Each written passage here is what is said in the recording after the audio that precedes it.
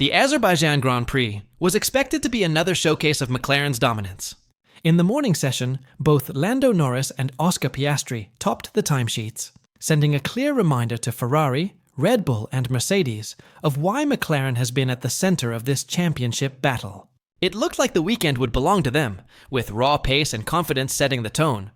But by the afternoon, everything changed. Norris suffered a heavy crash, Piastri had multiple brushes with danger, and an investigation threatened to derail the championship leader's campaign. In a matter of hours, McLaren's dream weekend seemed to be spiraling out of control, shifting the narrative from dominance to damage control. While McLaren stumbled, Ferrari fans had reason to cheer as practice ended with a 1-2 finish, led by Lewis Hamilton. On the surface, it was the kind of result that could ignite hope of a serious title push. Yet, beneath those lap times, the reality was far more complicated. Whispers of concern, frustration, and even political tension began to surface. Questions quickly followed. Did McLaren push their cars too hard? Too early in the weekend? Has Oscar Piastri's championship lead turned him into a target for the stewards? And most importantly, what does Norris's costly crash mean for the fragile balance of McLaren's intra-team rivalry? This wasn't just another practice session. For both McLaren and Ferrari, it felt like the start of a turning point in the championship. This is no ordinary practice session. It has the potential to become a defining moment in the championship battle. What unfolded on the streets of Baku could very well shape careers and shift the balance of the 2025 title fight.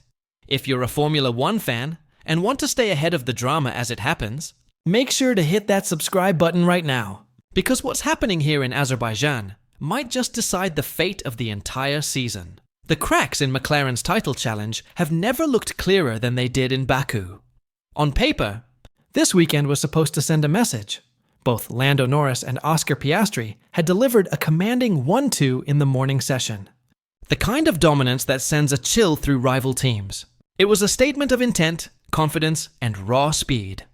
But in Formula One, especially on the unforgiving streets of Azerbaijan, momentum can disappear in an instant. And that's exactly what happened as McLaren's early control began to unravel. Lando Norris knew he had to push the limits. Trailing his teammate by 31 points in the championship, every race from here to the finale feels like a must-win opportunity. But in Baku, there's a razor-thin line between bravery and recklessness, and Norris found it at turn 4. His crash into the wall wasn't just about a broken suspension and a damaged rear wheel. It was a blow to his championship hopes. The real cost wasn't measured in repair bills or lost track time, but in momentum. When you're already chasing, the last thing you need is a mistake that reinforces the narrative that your teammate is sharper, cleaner, and stronger under pressure.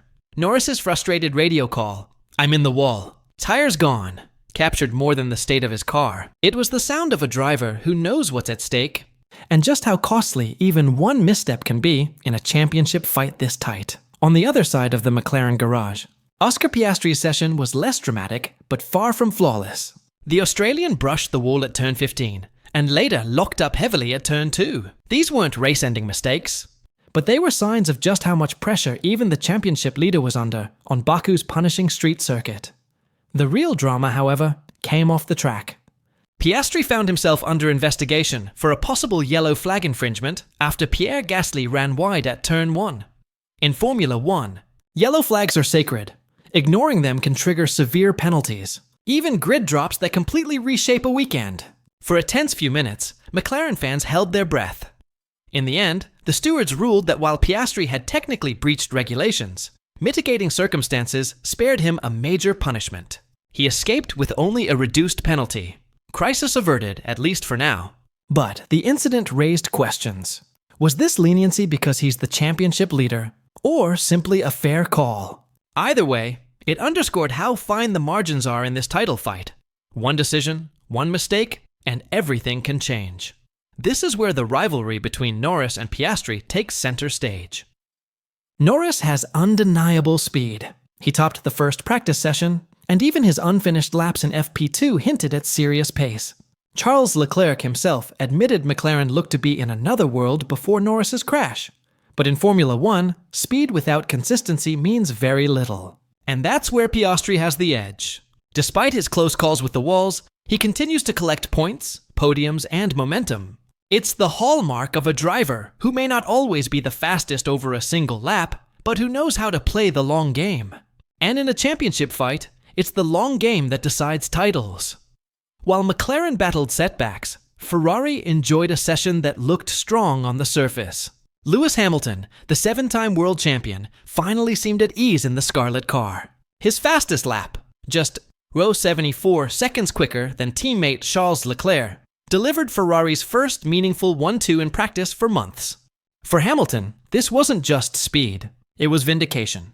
After struggling with braking and setup during his adaptation period, he finally looked comfortable, confident, and aggressive. His simple words, "Thank the Lord," carried the weight of relief and release, but not everyone in red was celebrating. Leclerc remained cautious, pointing out that McLaren's unfinished laps looked frighteningly fast. His blunt warning, "We will all be very surprised tomorrow," cut through the optimism, reminding everyone that practice times can be deceptive. So now comes the big question. Is McLaren's title campaign about to implode under the weight of its own ambition? Or was this simply a blip in what has otherwise been a dominant run? And perhaps even more crucially, will Oscar Piastri's narrow escape from the Stewards be remembered as a stroke of luck, or the first sign of his unraveling? One thing is certain. The 2025 season is shaping up to be defined not just by the battles between teams, but by the intense rivalry within McLaren itself. And in a fight this close, every mistake and every decision could decide who walks away as champion. Let me know what you think in the comments below.